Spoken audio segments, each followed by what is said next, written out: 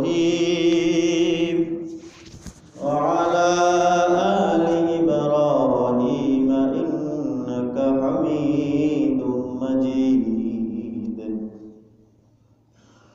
بلغ العلا بكماله كشف الدجى بجماله حسنت جميع خصاله صلوا عليه وآله मोहम्मद ने आकर कुफ्र को मिठाई मिठाकर सदाकत को बताई बलगल उला बिकमालिही कशफत दुजा बिजमालिही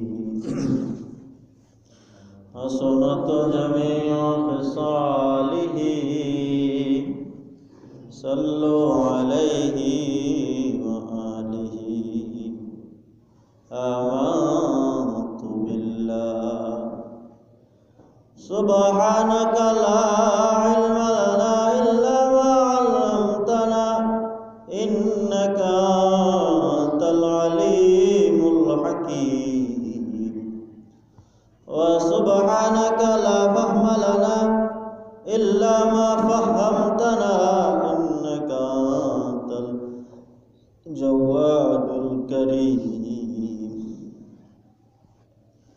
उपस्थित सम्मानित मुआज्जाज मुसल्लियाने किराम, सर्वप्रथम আমরা সে মহান রব্বে আরশ কারীমের শুকরিয়া আদায় করব যে মহান রব্বে আরশ কারীম আমাদেরকে দীর্ঘ একটি সপ্তাহ পরে আবারও জুমার মসজিদে আসার বসার কিছু কথা বলার শোনার আমল করার তৌফিক দান করেছেন করবেন।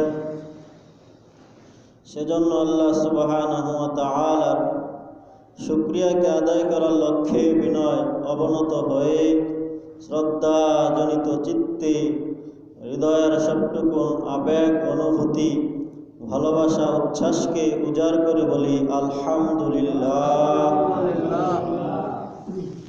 আল্লাহ সুবহানাহু ওয়া তাআলার অপার করুণা স্নেহ মায়া ভালোবাসা মহব্বত আমাদের উপর হয়েছে বিদায় তিনি আমাদের মতো নালায়েক অধম গুনাহগারদেরকে আমাদেরকে জুমার মসজিদে নিয়ে এসেছেন।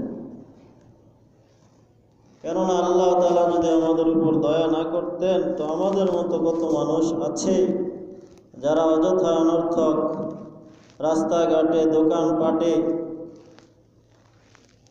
গপ্প গুজর করে তাদের জীবনের মহামূল্যবান সময়কে নষ্ট করে দিচ্ছে। কিন্তু আমাদেরকে সেই গল্প গুজবের মধ্যে আত্মমগ্ন না রেখে আল্লাহ তাআলা আমাদেরকে দয়া করে মায়া করে তাহার মহান করে তাহার মহান হুকুম পালন করার জন্য নিয়ে এসেছেন। আমাদের আলোচনা চলতেছিল মিথ্যা ভয়াবহতা ও তার প্রচলিত রূপ নিয়ে।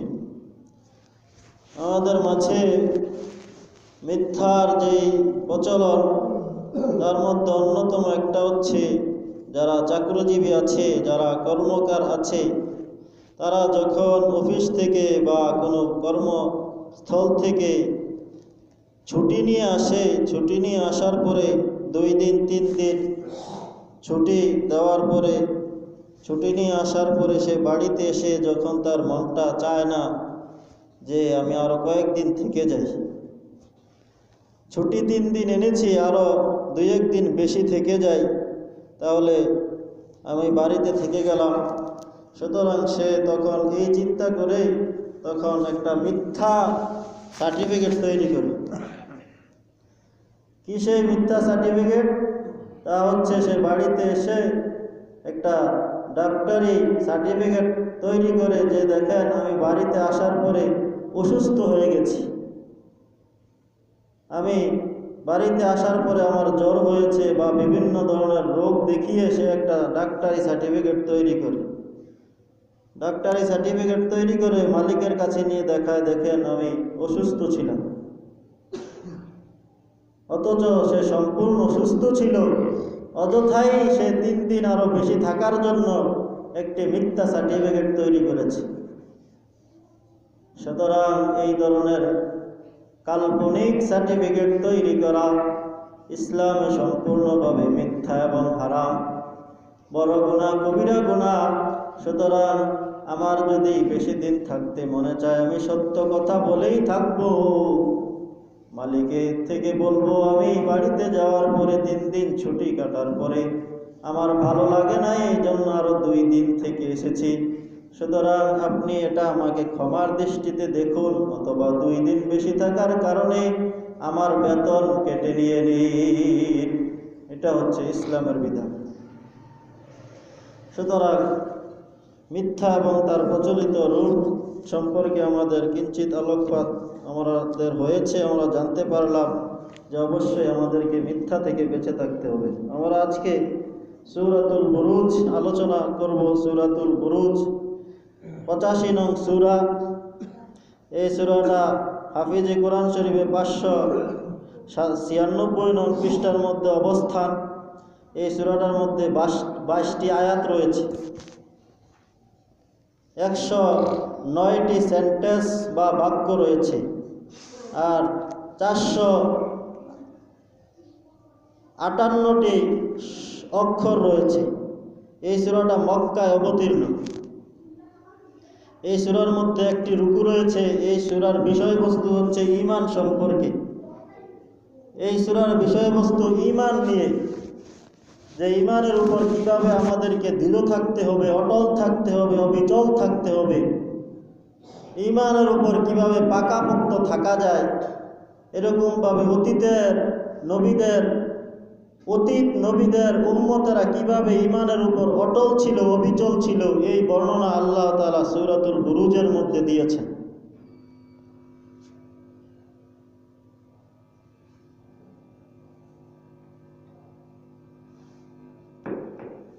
সূরা বুরুজের মধ্যে আল্লাহ তাআলা ঈমানের উপর অটল থাকার আলোচনা করেছেন।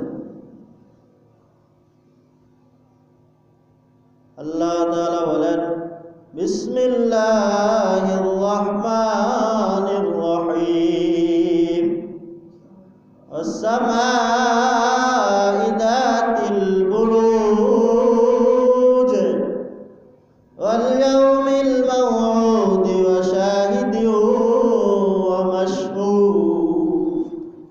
আল্লাহ তাআলা ওই ঘটনার দিকে ইশারা করার আগে আল্লাহ তাআলা একে একে 4টি শপথ করেছেন, কসম খেয়েছেন। আল্লাহ তাআলা তো এমন মহান সত্তা, চিরসত্যবাদী সত্তা। আল্লাহ তাআলার কথা মানুষদেরকে বোঝানোর জন্য, মানুষদের কাছে আল্লাহ তাআলার কথাকে সত্যবাদী বা সত্য হিসাবে আখ্যায়িত করার জন্য কসমের দরকার নাই। এভাবেই বললেই হয় যে আমি তোমাদের কাছে এই ঘটনাটা বর্ণনা করতেছি। তারপরে আল্লাহ তাআলা একটা নয়, দুইটা নয়, 4টা শপথ করেছেন। ওয়াস-সামাই যাতিল বুরুজ।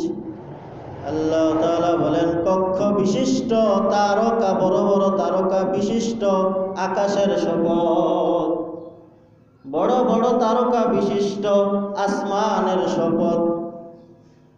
সুতরাং এখানে তারকা দ্বারা উদ্দেশ্য হচ্ছে বড় বড় 4টা তারকা, অর্থাৎ যেখানে আসমানের সূর্যটা ঘোরাফেরা করে, সেখানে আল্লাহ তাআলা সূর্যটাকে সেই তারকার সেই কক্ষপথ দিয়ে আল্লাহ তাআলা এক এক মাসে এরকমভাবে একটা সূর্যটা ওই একটা তারকার কক্ষপথ দিয়ে একটা মাস ঘুরে।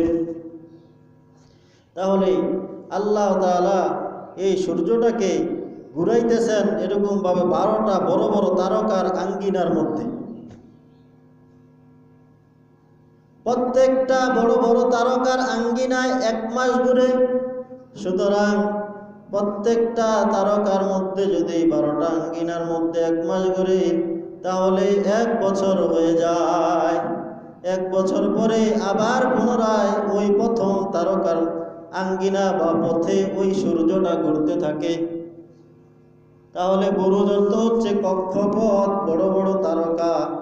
বুরুজের আরেক অর্থ হচ্ছে প্রকাশ হওয়া। প্রকাশ হওয়া, জাজল্যমান হওয়া, দিবালোকের ন্যায় আমাদের কাছে সূর্যের তারকাগুলো প্রকাশ্য। আমরা সকলেই, যাদের আমাদের চক্ষু আছে, আমরা সকলেই ওই তারকাগুলো দেখতেছি। সুতরাং এই তারকাগুলো স্পষ্ট হওয়ার কারণে আল্লাহ তাআলা বুরুজ শব্দটাকে ব্যবহার করেছেন।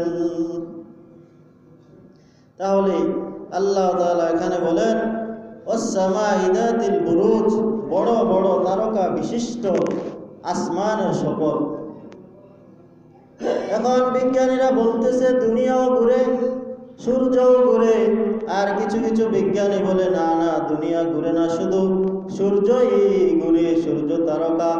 এরকম ভাবে নেপচুন গ্রহ, বৃহস্পতি, বুধ এগুলাই মাত্র ঘুরে, আর দুনিয়া স্থির আছে। ফাদার অফ সায়েন্স এরিস্টটল, বিজ্ঞানের পিতা এরিস্টটল বলেছেন যে দুনিয়াও ঘুরে, এরকমভাবে সূর্যও ঘুরে। পরবর্তী বিজ্ঞানীরা এসে বলতেছে না, শুধু সূর্যই ঘুরে, দুনিয়া ঘুরে না। কেননা তাদের যুক্তি হচ্ছে যদি দুনিয়া ঘুরতো তাহলে একটা পাখি তার খাঁচা থেকে সকালে বের হয়ে যাওয়ার পরে সে যদি দুনিয়া ঘুরতো তাহলে দুনিয়া ঘুরে ঘুরে তার ওই বাসাটা অন্যত্র চলে যেত, সে আর সন্ধ্যাবেলা এসে তার বাসাটা পাইতো না। তাদের এই যুক্তি হচ্ছে যে না, ওই পাখিটা তো সন্ধ্যাবেলা এসে তার স্বস্থানেই বাসা পাইতেছে, সুতরাং দুনিয়া ঘুরে না। আমাদের পিতা এরিস্টটলের মাথা খারাপ ছিল। তাহলে বিজ্ঞান যুগে যুগে মিথ্যা এবং সত্যের মধ্যে হাবুডুবু খায়। কখনো তারা মিথ্যার মধ্যে, কখনো সত্যের মধ্যে, কখনো তাদের রায় বা অভিমত সত্য হয়, কখনো তাদের রায় বা অভিমত মিথ্যা হয়। তাহলে বিজ্ঞানের রায় এবং অভিমত কখনো সত্য কখনো মিথ্যা, এই দুয়ের মধ্যে হাবুডুবু খায়। কিন্তু আল্লাহ তাআলার বিধান হচ্ছে চিরসত্য, ধ্রুব সত্য, এটা কখনো মিথ্যা প্রতিপন্ন হয় না। আল্লাহ তাআলা সৃষ্টির শুরুতে কোরআন দিয়ে যা বলেছেন কিয়ামত পর্যন্ত তা সত্যই থাকবে, যেভাবে বলেছেন সেভাবেই থাকবে। আল্লাহ তাআলা বলেন লাশ-শামসু ইয়ানবাগী লাহা আন তুদরিকাল কমারা ওয়ালাল লাইলু সাবিকুন নাহার ওয়া কুল্লুন ফি ফালাকিন ইয়াসবাহুন। তাহলে বিজ্ঞানের প্রাথমিক যুগের লোকেরা বলল যে আসমানের সূর্যগুলো ঘুরে, দুনিয়া ঘুরে। আর পরবর্তীরা বলতেছে না, সূর্যই ঘুরে, দুনিয়া ঘুরে না। আর আল্লাহ তাআলা কি বলতেছেন? আল্লাহ তাআলা সূরা ইয়াসিনের মধ্যে বলেন লাশ-শামসু ইয়ানবাগী লাহা আন তুদরিকাল কমারা ওয়ালাল লাইলু সাবিকুন নাহার। সূর্যের জন্য এটা সমচিন নয় যে, রাতের জন্য এটা সমচিন নয় যে রাত দিনের আগে চলে আসবে, দিন রাতের আগে চলে আসবে, এটা রাতের জন্য সমচিন নয়, দিনের জন্য সমচিন নয়, বরং প্রত্যেকটা প্রত্যেকের জায়গায় থাকবে।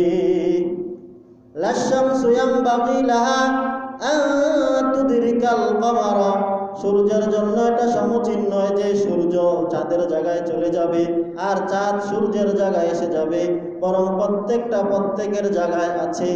লাশ-শামসু ইয়ানবাগী লাহা আন তুদরিকাল কমারা ওয়ালাল লাইলু সাবিকুন নাহার, আর রাতের জন্য এটা সমচিন নয় যে রাত দিনের অগ্রে চলে আসবে। ও কুল্লু ফি ফালাকি ইয়াসবাহু, বরং প্রত্যেকটা তার প্রত্যেক জায়গার মধ্যে সন্তরণ করছে, সাঁতার কাটছে। ওয়ালাল লাইলু সাবিকুন নাহার ওয়া কুল্লু ফি ফালাকি ইয়াসবাহু, বরং প্রত্যেকটা প্রত্যেকের জায়গায় সন্তরণ করছে, সাঁতার কাটছে, প্রত্যেকটা প্রত্যেকের জায়গায় চলতেছে। যেমন আমরা যদি ট্রেনে উঠি বা বাসে উঠি, দেখা যাবে যে গাছগুলো আমাদের সাথে চলতেছে। কি বলেন, গাছ চলে না? গাছ তার নিজের জায়গায় বর্তমান আছে। তার নিজের জায়গায় আছে। আমরা ট্রেন থেকে দেখতেছি যে গাছগুলোও চলতেছে না, আমরাই চলতেছি, গাছগুলা তার নিজের জায়গায় আছে। তাহলে আল্লাহ তাআলার কথাই চিরসত্য। আল্লাহ তাআলা সূরা ইয়াসিনের মধ্যে বলে দিয়েছেন, সুতরাং সেটাই চিরসত্য, ধ্রুব সত্য, এটাই সবসময় সত্য হিসাবে থাকবে। বিজ্ঞান তাদের দুনিয়াবী শিক্ষা দ্বারা কখনো তারা সত্য, কখনো তারা মিথ্যা, তথা সর্বদা তারা সত্য এবং মিথ্যার মধ্যে ঘুরপাক খেতে থাকবে। অকুল্লু ফি ফালাকি ইয়াসবাহু, প্রত্যেকটা তার নিজস্ব জায়গায় সন্তরণ করছে, সাঁতার কাটছে, চলাচল করতেছে। তাহলে আল্লাহ তাআলা বলেন আসসামাই যাতিল বুরুজ, কক্ষ বিশিষ্ট, তারকা বিশিষ্ট, দিবালোকের ন্যায় সুস্পষ্ট মানুষের সামনে সেই কক্ষ বা তারকা বিশিষ্ট আসমানের শপথ। ওয়াল ইয়াউমিল মাউউদ, প্রতিশ্রুত দিবসের শপথ।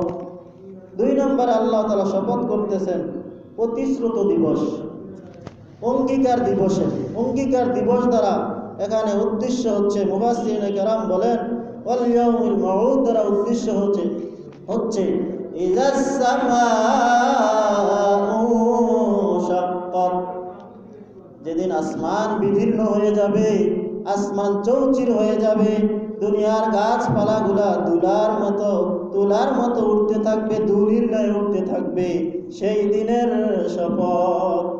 তাহলে ওয়াল ইয়াউমিল মাউউদ প্রতিশ্রুত দিবস, অঙ্গীকার দিবস দ্বারা উদ্দেশ্য হচ্ছে যেদিন আসমান চৌচির হয়ে যাবে, আসমান ভেঙে যাবে, ইসরাফিল আলাইহিস সালাম সিংহায় ফুৎকার দিবে, ফু দিবে, অর্থাৎ ওয়াল ইয়াউমিল মাউউদ দ্বারা কিয়ামত দিবস উদ্দেশ্য।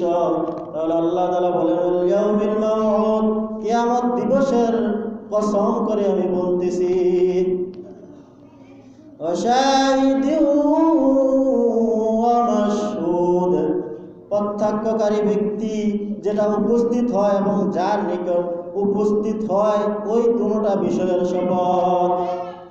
3 নম্বরে আল্লাহ তাআলা শপথ করতেছেন হাজির হওয়া ব্যক্তি, হাজির ব্যক্তির উপর, যে প্রত্যক্ষ দ্রষ্টা এবং দ্রষ্টিত ব্যক্তি বা বিষয়ের উপর আল্লাহ তাআলা শপথ করতেছেন। অশাহিদ, যে সাক্ষ্য দেয় যা বা যে উপস্থিত হয়, অমাশহুদ এবং যার কাছে উপস্থিত মানুষেরা হয়, তার শপথ। তাহলে 3 নম্বরে আল্লাহ তাআলা শাহেদ এবং মাশহুদের শপথ করে বলতেছেন।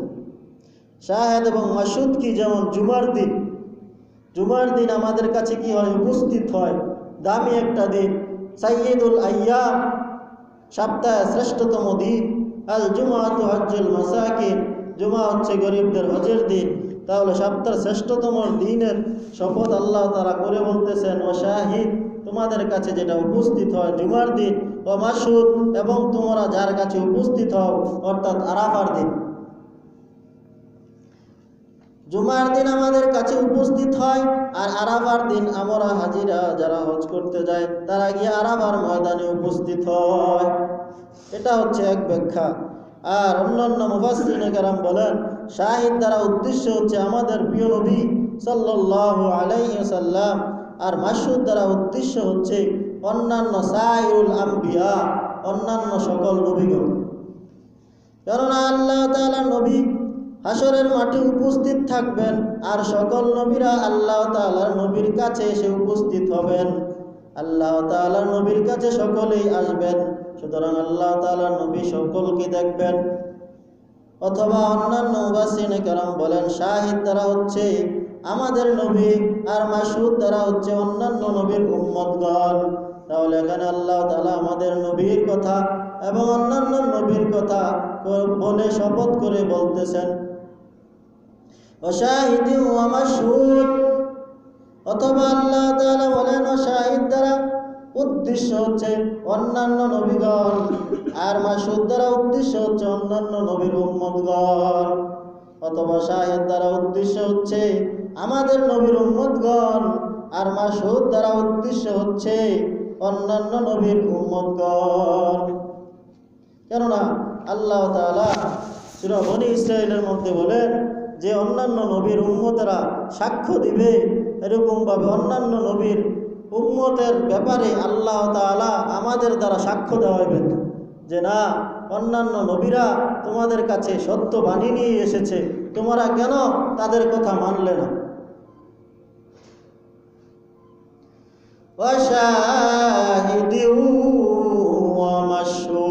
শপথ শাহেদের এবং মাসুদের, যে উপস্থিত হয়, যে দেখে, অমাসুদ যার কাছে উপস্থিত হওয়া হয়, যাকে দেখা হয়, সেই দিনের বা সেই বস্তুর শপথ। তাহলে 1, 2, 3, 4টা বড় বড় বিষয়ের শপথ করার পরে আল্লাহ তাআলা এরকমভাবে সেই মূল বিষয়টাকে বর্ণনা করতেছেন। কুতিলা আসহাবুল উখদুদিন নারি যাতিল ওয়াকুদ। আল্লাহ তাআলা বলেন ইন্ধন বিশিষ্ট আগুনের কুণ্ডল বা গর্তর সাথীদের অধিপতিদেরকে ধ্বংস করেছেন আল্লাহ তাআলা। কুতিলা আইলুইনা, আল্লাহ তাআলা ধ্বংস করেছেন আসহাবুল উখদুদ, কুণ্ডলকারীদের অধিপতিদেরকে আল্লাহ তাআলা ধ্বংস করেছেন। আন-নারি যাতিল ওয়াকুদ, ইন্ধন বিশিষ্ট আগুনের মাধ্যমে, অর্থাৎ তাদেরকে লাকড়ি বানিয়েছেন, তাদেরকে লাকড়ি বানিয়ে আল্লাহ তাআলা তাদের আগুন দ্বারা তাদেরকে পুড়িয়েছেন। তারা মুসলমানদেরকে আগুনে পুরানোর জন্য রাস্তার মোড়ে মোড়ে, রাস্তার ধারে ধারে বিরাট বড় বড় কুণ্ডল তৈরি করছে, বিরাট বড় বড় খন্দক করেছে, গর্ত করেছে, খাল খনন করেছে। খাল খনন করে তারা ওই খালের মধ্যে আগুন লাগিয়ে দিয়েছে। সে কথাটাই আল্লাহ তাআলা বলেন কুতিলা আইলুইনা আসহাবুল উখদুদ, খন্দনকারীদের, খন্দন যারা করেছে, যারা এরকম করেছে, যারা খাল খনন করেছে, তাদেরকে আল্লাহ তাআলা ধ্বংস করে দিয়েছেন। আন-নারি যাতিল ওয়াকুদ, ইন্ধন বিশিষ্ট আগুনের মাধ্যমে।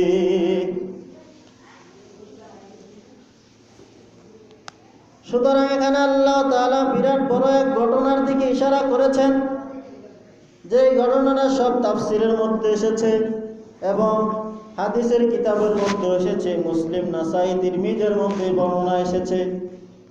মুসলিমের 2 নম্বর খণ্ডের 415 নং পৃষ্ঠার মধ্যে বিরাট বড় এক হাদিস আল্লাহ তাআলার হাবিব নিয়ে এসেছেন।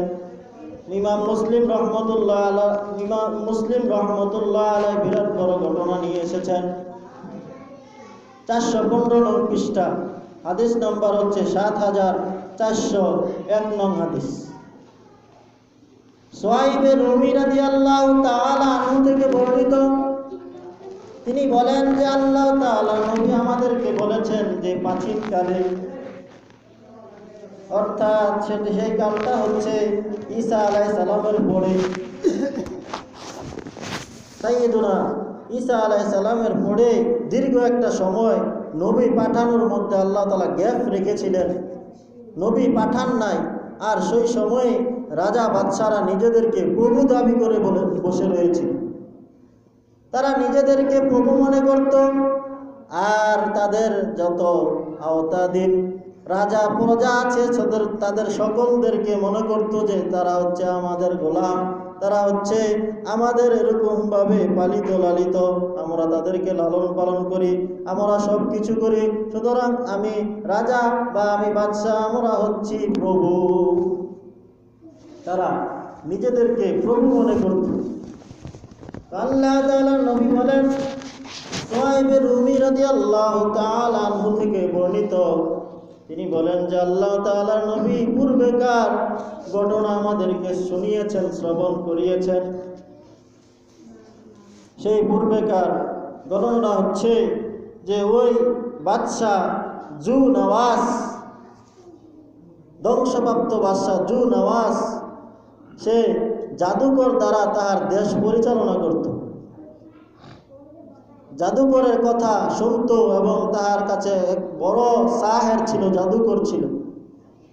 সেই জাদুকর যখন বৃদ্ধ হয়ে গেল, বুড়া হয়ে গেল, তখন সেই বাদশাহ জুন আওয়াজকে বলল যে আমি তো বৃদ্ধ হয়ে গেছি, যে কোনো সময় আমার ইন্তেকাল হয়ে যেতে পারে, আমার মৃত্যু হয়ে যেতে পারে, আমার জাদুটা যেন একজনকে শিখিয়ে যাইতে পারি, আপনি একটা চৌকান্নশীল জেহেনি এরকমভাবে ভালো মস্তিষ্ক সম্পন্ন একজন ছাত্র দেন, যাকে আমি আমার জাদুবিদ্যাটা শিক্ষা দেব।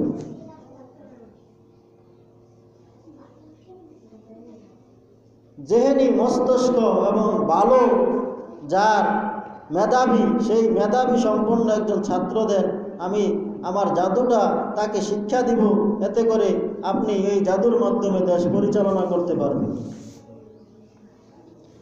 সুতরাং বাদশাহ তাহার শহরের থেকে ভালো একজন মেধাবী ছাত্র এনে তাকে দিল। সেই বাদশাহ, সেই ছেলেটার নাম হচ্ছে আব্দুল্লাহ বিন তামের। অন্য হাদিসের মধ্যে এসেছে সেই ছেলেটার নাম হচ্ছে আব্দুল্লাহ বিন তামের। আব্দুল্লাহ বিন তামের বাদশার দরবারের জাদুকর সাহেরের কাছে এসে জাদু শিখতেছে, কিন্তু তাহার কাছে জাদু ভালো লাগে না। ওই রাস্তা দিয়ে, যেই রাস্তা দিয়ে সে জাদুঘরের ঘরে আসে, সেই রাস্তার পথিমধ্যে একজন আল্লাহওয়ালা, একজন ইহুদি ধর্মযাজক, যে ইনজিলের জ্ঞান রাখে, সেই ব্যক্তি মানুষদেরকে ইনজিলের জ্ঞান মানুষদেরকে শিক্ষা দিত।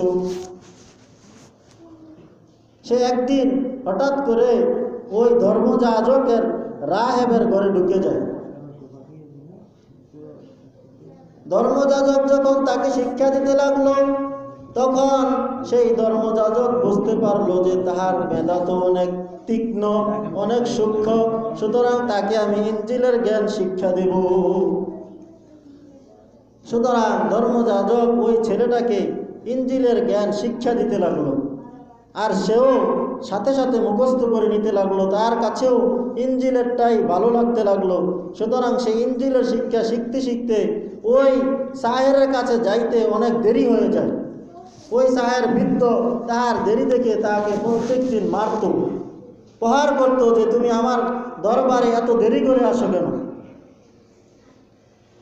সুতরাং ওই জাদুকর আব্দুল্লাহ বিন তামের রহমতুল্লাহ আলাইকে ভীষণভাবে মারত, কিন্তু আব্দুল্লাহ বিন তামের রহমতুল্লাহ আলাইহির তার জাদুর বিদ্যা তার কাছে ভালো লাগতো না।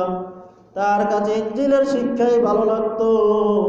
তার কাছে ছোট অবস্থায় তার কাছে ধরা পড়ে গেল যে এটাই হচ্ছে একমাত্র প্রকৃত শিক্ষা। জাদুবিদ্যা হচ্ছে মিথ্যা বিদ্যা, সুতরাং আমি এই ইনজিলের শিক্ষা গ্রহণ করব। এই জন্য সে ওই জাদুঘরের বাড়িতে অনেক দেরি করে যেত, আর ওই জাদুঘর তাকে অনেকভাবে মারত। তখন সেই বলল যে তুমি তো দেরি করে যাওয়ার কারণে তোমাকে মারে, তুমি বলবে যে আমি বাড়ি থেকে আসতে আসতেই দেরি হয়ে যায়। সুতরাং আব্দুল্লাহ বিন তামের এভাবেই ইনজিলের জ্ঞান শিখতে লাগলো। একদিন তিনি রাস্তা দিয়ে হাঁটতেছেন, পথিমধ্যে দেখা গেল একটা ভয়ঙ্কর জন্তু রাস্তাকে ব্লক করে আছে, রাস্তাকে আটকিয়ে রেখেছে। ওই ভয়ঙ্কর জন্তুটার কারণে মানুষ চলাচল করতে পারে না, জনজীবন মানুষের দুর্বিষহ হয়ে গেল, মানুষ চলাচল করতে পারতেছে না। তখন ওই লোকেরা দেখলো যে এই শিশুটার চেহারার মধ্যে নূর প্রবাহিত হতেছে। তখন তারা বলল যে তুমি এই জন্তুটাকে, এই ভয়াবহ জন্তুটাকে আমাদের থেকে দূরে সরিয়ে দাও। তখন আব্দুল্লাহ বিন তামির মনে করলো আজকেই পরীক্ষা করার সুযোগ, যে ধর্মযাজকের ধর্মটা সত্য নাকি জাদুর বিদ্যাটা সত্য। সুতরাং সে একটা পাথর নিল, পাথর নিয়ে পাথরের মধ্যে বলল, ইয়া রাব্বাল আলামিন, যদি ইনজিলের শিক্ষাটা সত্য হয়ে থাকে তাহলে তুমি এই জন্তুটাকে এখানেই মৃত্যু দিয়ে দাও, আর যদি জাদুঘরের শিক্ষাটা সত্য হয়ে থাকে তাহলে তুমি এই জন্তুটাকে এখানে রেখে দাও, মেরো না। যখন সে আল্লাহর নাম নিয়ে একটা পাথর নিক্ষেপ করলো, পাথরটা লাগতে কি না লাগতে ওই ভয়ঙ্কর জন্তুটা সাথে সাথে মাটিতে ঢলে পড়লো এবং মারা গেল। এই অবস্থা দেখে জনসাধারণ তার ভক্ত হয়ে গেল, জনসাধারণ তাহার পিছনে লেগে গেল। সুতরাং এই কথা ছড়িয়ে গেল, একে একে কুষ্ঠরোগী যত ধরনের রোগী আছে সকল রোগীরা তাহার কাছে আসতে লাগলো। আর সে আল্লাহর নামে ফু দিয়ে দেয়, সাথে সাথে কুষ্ঠরোগী ভালো হয়ে যায়। যত ধরনের বড় বড় রোগী আছে সকলেই তার কাছে আসে। আসার পরে যখন সে আল্লাহর নামে ফু দেয়, ইনজিলের ওই তেলাওয়াতগুলো পড়ে পড়ে এরকমভাবে মানুষদেরকে ফু দেয়, রুগ্ন ব্যক্তিদেরকে ফু দেয়, সাথে সাথে ওই রুগ্ন ব্যক্তিরা সুস্থ হয়ে যায়। এই কথা ছড়িয়ে গেল বাদশার মহলে, বাদশার দরবারে ছড়িয়ে গেল। ছড়িয়ে গেলে বাদশার একটা উজির ছিল অন্ধ, কিন্তু বাদশার অনেক নিকটের উজির। তখন তাহার কর্ণকুহরে এই বাণী ছড়িয়ে পড়ার পরে সে ওই ছোট ছেলেটার কাছে আসলো, আব্দুল্লাহ বিন তামেরের কাছে। আব্দুল্লাহ বিন তামেরের কাছে এসে বলতেছে, আপনি নাকি নতুন ধর্ম প্রচার করেন? কয় না না, আমি নতুন ধর্ম নয়, বরং এটাই হচ্ছে প্রকৃত ধর্ম। আমি এক আল্লাহর কথা বলি, আল্লাহর কথা বলে বলে মানুষকে দাওয়াত দেই। তখন সেই উজির বলতেছে, আমি তো অন্ধ, আপনি আমার চোখের আলো ফিরিয়ে দিন। তখন আব্দুল্লাহ বিন তামের বলতেছে, আমার তো চোখের জ্যোতি ফিরিয়ে দেওয়ার কোনো শক্তি নাই, আমি তো ইনজিল পড়ে আল্লাহর আল্লাহ তাআলার শক্তির মাধ্যমেই আমি ইনজিলের উসিলায় আমি এরকম ভাবে ফু দেই, আল্লাহ তাআলা ভালো করে দেন। তবে তুমি যদি আল্লাহর এক আল্লাহর উপর ঈমান আনো তাহলে আমি আল্লাহর নামে ফু দিব, সুতরাং তুমি কি ঈমান আনবে নাকি? তখন সে বলল, হ্যাঁ, আমি এক আল্লাহর উপর ঈমান আনলাম, তোমার রব আল্লাহর উপর ঈমান আনলাম, আমি আর ওই বাদশাকে মানি না, সুতরাং আমি ঈমান এনে নিলাম। তখন সে ইনজিল পরে ফু দেওয়ার সাথে সাথে ওই অন্ধ উজিরের চোখগুলোর আলো ফিরে আসলো, সে এখন দেখতে পায়। সুবহানাল্লাহ। ওই উজির যখন বাদশার দরবারে গেল, বাদশাকে সে দেখে দেখে বলতেছে, বাদশাহ, আমি তো এখন চোখে দেখি। সে বলল, তুমি তো সারা জীবন অন্ধ, তুমি এখন চোখের আলো কোথায় থেকে পেলে? বলল, আপনার দরবারে যেই ছোট ছেলেটা আপনার জাদু বিদ্যা শিক্ষা দেওয়ার জন্য আপনি এরকম ভাবে ছেলেটাকে রেখেছেন, সেই ছেলেটাই তো আমাকে ভালো করে দিল। ওই ছেলেটা বলেছিল যে আপনি কিন্তু রাজার কাছে বলবেন না আপনার চোখের আলো কে ফিরিয়ে দিয়েছে। কিন্তু সে অনেক পীড়াপিড়ির পরে রাজা যখন ভালোভাবে তাকে ধরলো, তখন সে বলে দিল যে ওই শিশুটা একটা ধর্মযাজকের কাছে সে শিক্ষা নিয়েছে। সেই ধর্মযাজক কি বলে? সেই ধর্মযাজক বলে, আপনি প্রভু ছাড়াও আরেকজন প্রভু আছে। তখন বাদশা রেগে ভেগে গেল, কি আমি ছাড়া আবার কে প্রভু আছে? সুতরাং ওই বৃদ্ধ ব্যক্তিটাকে ধরে নিয়ে আস। সুতরাং সে নাম বলে দেওয়ায় বৃদ্ধ ব্যক্তিটাকে ধরে নিল। বৃদ্ধ ব্যক্তিটাকে ধরে নিল এবং তাদেরকে বলল, তোমরা তোমাদের ধর্ম থেকে ফিরে আসো, আমাকে রব মানো, নতবা আমি তোমাদেরকে করাত দিয়ে দ্বিখণ্ডিত করে দিব। তোমাদের মাথার মধ্যে করাত দিব, করাত দিয়ে তোমাদেরকে দ্বিখণ্ডিত করে দিব। ওই অন্ধ ব্যক্তি নব মুসলিম, সে বলতেছে, আপনি দ্বিখণ্ডিত করুন বা না করুন, আমি যে আল্লাহর উপর ঈমান এনেছি তা থেকে বিন্দু মাত্র আমি সরে যাব না। সুবহানাল্লাহ। সুতরাং ওই ধর্মযাজক এবং উজিরকে সাথে সাথে করাত দিয়ে দ্বিখণ্ডিত করা হলো। আর বাদশাহ হুকুম দিল, ওই ছেলেটাকে ধরে নিয়ে আস, আমি তাকে লালন পালন করি, আমি খাওয়াইয়ে তাকে জাদু শিক্ষা বিদ্যা দিলাম, আর সে এখন আমার জাদু দিয়ে সে মানুষদেরকে কুপকাত করতেছে। সুতরাং ওই আব্দুল্লাহ বিন তামেরকে ধরে নেওয়া হলো। আব্দুল্লাহ বিন তামেরকে ধরে নিলে বাদশাহ বলল যে তুমি আমাকে প্রভু মানো, আমাকে রব মানো। না না, আপনি কিছুতেই রব হতে পারেন না, তোমার রব এবং আমার রব হচ্ছে এক আল্লাহ। সুতরাং আপনিও আল্লাহর উপর ঈমান আনুন, আমিও আল্লাহর উপর ঈমান এনেছি। সে আরো বাদশাকে দাওয়াত দিতে লাগলো। তখন বাদশাহ তার উজির নাজিরদেরকে বলল, যাও তোমরা তাহাকে পাহাড় থেকে নিক্ষেপ করে তাহাকে ধ্বংস করে দাও, পাহাড় থেকে তাকে ফেলে দাও। বাদশার দরবারের লোকেরা নিয়ে পাহাড়ে চলে গেল, আর সেই আব্দুল্লাহ ইবনে তামের আল্লাহর কাছে দোয়া করলো, ইয়া রাব্বাল আলামিন, তুমি আমাকে তাদের পাকড়াও থেকে রক্ষা করো, আপনি তো সত্য রব, সুতরাং আপনি সত্যকে বিজয় দান করেন। এই দোয়ার সাথে সাথে পাহাড় কাঁপতে লাগলো।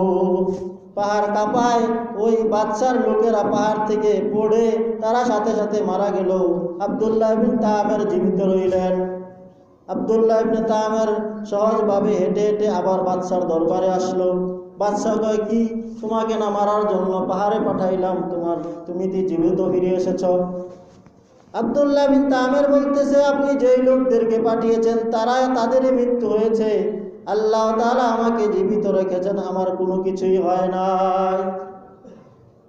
বাদশাহ আবার লোক দিয়ে নদীর মধ্যে পাঠাইলেন, বিরাট সাগরের মধ্যে পাঠাইলেন, যাও তাকে নৌকা থেকে মাঝপথে নিয়ে তাকে নৌকা থেকে ফেলে দিবে।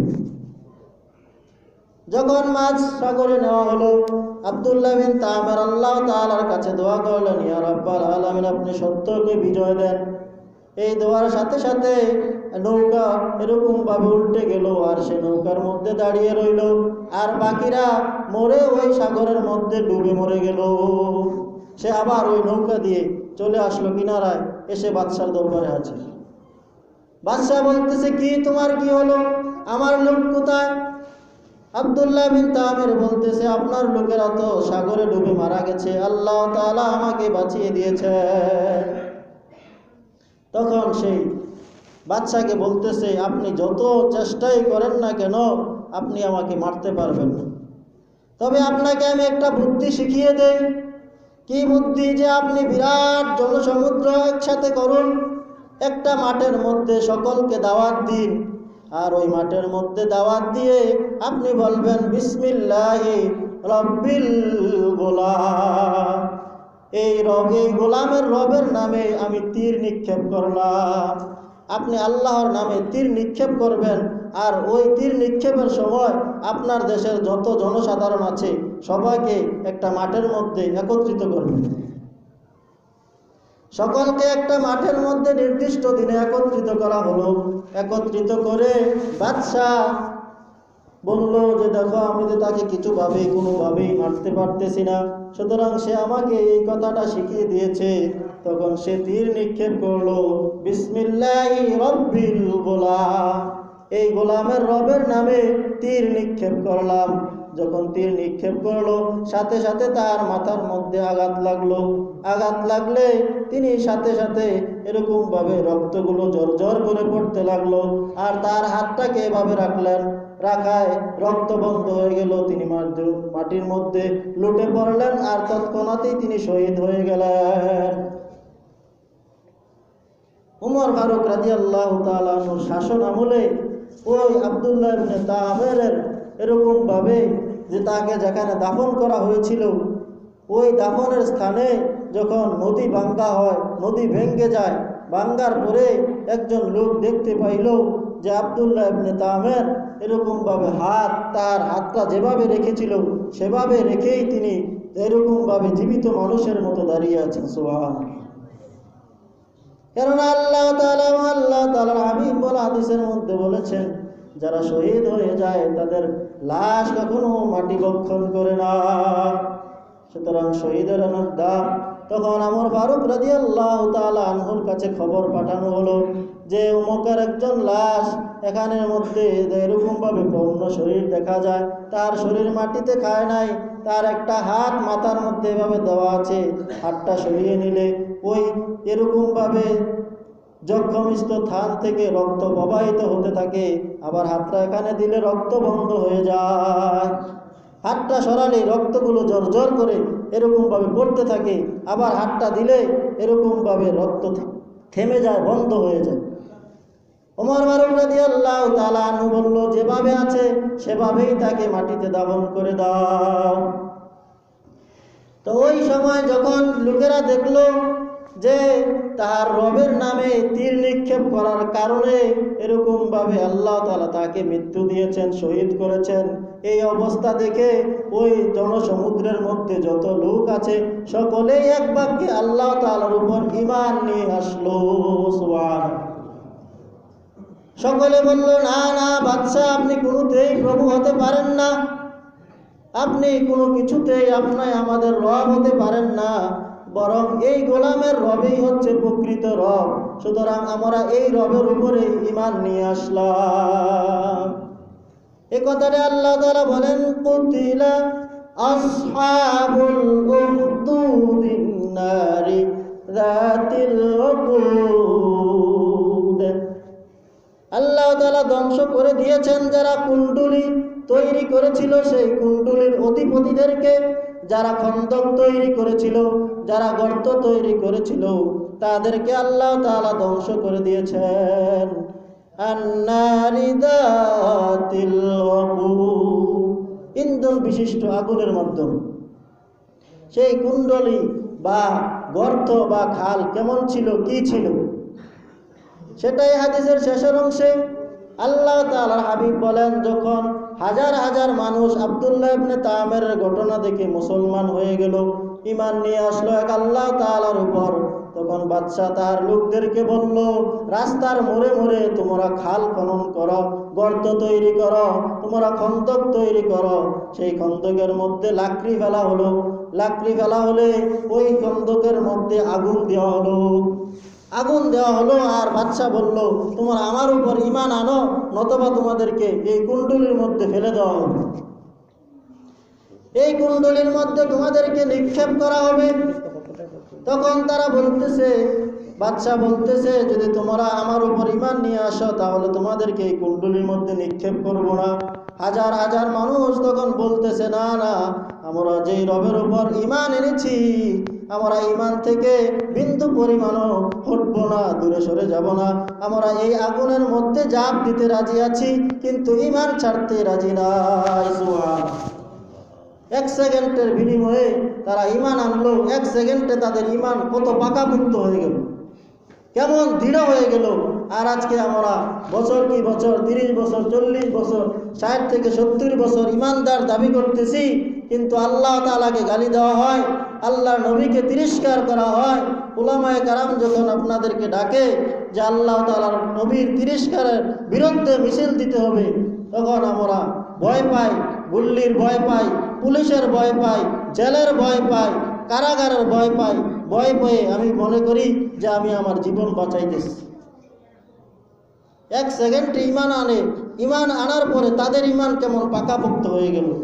আর আজকে আমাদের ঈমান কেমন, আমাদের আশেপাশেই কত ধরনের এরকমভাবে বেহায়াপনা, বেলাল্লাপনা, অশ্লীল কাজ হচ্ছে, বিভিন্ন অনুষ্ঠানের নামে গান বাদ্য করা হচ্ছে।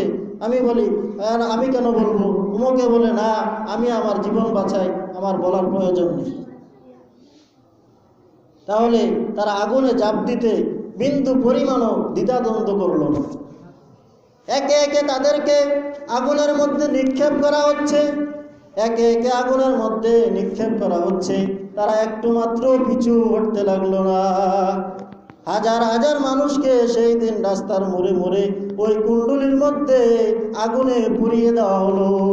সেটাই আল্লাহ তাআলা বলেন যে, না না, তোমরা তাদেরকে পুড়ো নাই, বরং তোমরা দুনিয়াতেও লাঞ্ছিত হয়েছ, পুড়েছ, দগ্ধ হয়েছ, আখিরাতে তো দগ্ধ হবেই। কুতিলা আসহাবুল উখদুদিন নারি যাতিল ওকুদ।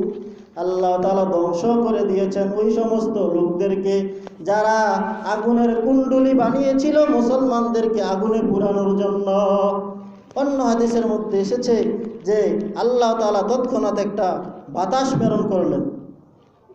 বাতাস প্রেরণ করে আল্লাহ তাআলা সাথে সাথে তাদের রূহকে নিয়ে গেলেন। সুতরাং তাদের রূহ নিয়ে গেলেন, তারা মৃত হয়ে গেল। তাদের লাশকে এরকমভাবে কুণ্ডলীর মধ্যে ফেলা হলো। সুতরাং তাদের মৃতদেহটা পুড়েছে, রূহ সহ তারা পুড়ে নাই, বরং যারা তাদের পাশে বসা ছিল ওই অগ্নিকুণ্ডলীর পাশে কাফেররা, তারাই পুড়েছে। وهم على إذ هم عليها قعود পরে যখন তার পাশে আসন পেতে কাফেররা বসা ছিল, ওই আগুন ওই অগ্নিকুণ্ডল থেকে উপরে উঠে এসে ওই পাশে বসা থাকা কাফেরদেরকেই আল্লাহ তাআলা পুড়িয়েছেন, মুসলমানদেরকে পুড়ান নাই। ইনহুম আলাইহা কুউদ, যখন ওই সমস্ত লোকেরা আসন পেতে কুণ্ডলীর পাশে বসা ছিল, ওই লোকদেরকে আল্লাহ তাআলা পুড়িয়েছেন। ওই অবস্থায় একটা মহিলা একটা শিশুকে নিয়ে দ্বিধাদ্বন্দ্ব করতেছে, ইতস্তত করতেছে যে আমি আগুনে ঝাঁপ দিব না এই রবের উপর ঈমান নিয়ে আসবো, এই বাদশার উপর ঈমান নিয়ে আসবো। সেই দ্বিধাদ্বন্দ্ব করতেছে, ইতস্ত করতেছে। তখন তার ছোট শিশুটার মুখে আল্লাহ তাআলা জবান দিয়ে দিলেন, কথা বলিয়ে দিলেন। সেই ছোট শিশুটা বলতেছে, ইয়া উম্মাসবিরি ফাইন্নাকি আলাল হক, হে মা তুমি ধৈর্য ধারণ করো, তুমি কেন আগুনে পড়তে দ্বিধাদ্বন্দ্ব করতেছো, ইতস্ত বোধ করতেছো? তুমি তো এক আল্লাহর উপর ঈমান এনেছো, তুমি সত্যের উপর প্রতিষ্ঠিত আছো, সুতরাং তুমি আগুনের মধ্যে ঝাঁপিয়ে পড়ো। এই ছোট শিশুটার এই কথায় সাথে সাথে মা ঝাঁপিয়ে পড়লেন। সুবহানাল্লাহ। তাহলে সূরা বুরুজের মধ্যে আল্লাহ তাআলা ঈমানদারদেরকে শিক্ষা দিলেন, দেখো ঈমানদার যদি কোনো বিপদের মধ্যে পড়ে বা কাফের সম্প্রদায় কাফের শক্তি যদি ঈমানদারদেরকে মারার জন্য তৈরি হয়, তখন আল্লাহ তাআলা তার রূহকে নিয়ে যান, সে আর দুনিয়ায় কষ্ট পায় না, বরং কাফেররাই কষ্ট পায়। কাফেরদেরকে আল্লাহ তাআলা আগুনে পুড়িয়েছেন। আল্লাহ তাআলা আমাদের সকলের ঈমানকে মজবুত দৃঢ় এই বুরুজের শিক্ষা থেকে আমাদের ঈমানকে দৃঢ় এবং মজবুত করে আমাদের ঈমানকে পাকাপোক্ত করার তৌফিক দান করুক। সকলে বলে আমিন। ওয়া আলাইনা ইল্লাল বালাগ। যারা পর আসছেন 4 রাকাত কাবলাল জুমা পড়ুন।